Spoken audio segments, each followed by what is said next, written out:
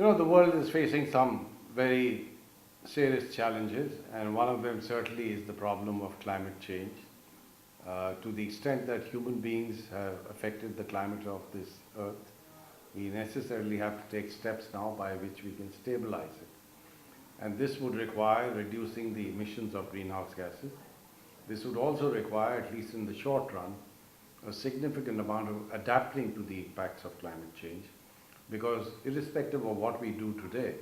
the inertia in the system is such that climate change impacts will be felt for several decades into the future. And I think it's crucially important for human beings to understand that this is going to affect not only us, but all the species on Earth. The IPCC, which I have the privilege of chairing, in fact, in its fourth assessment report, clearly mentioned that if temperature increase goes beyond 1.5 to 2.5 degrees Celsius, using the 20th century levels as the datum, then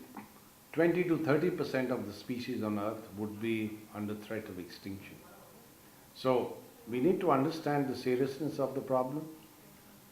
and the fact that the impacts of climate change are going to become progressively more negative, and therefore we have to bring about a shift in our thinking, in our actions, and the policies that governments come with, the kinds of time horizons within which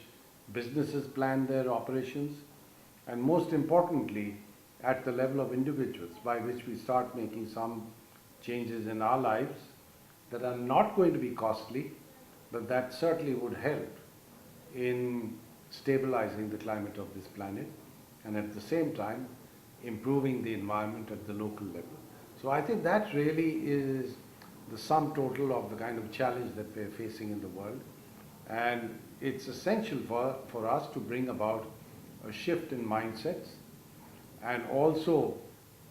a level of awareness by which people understand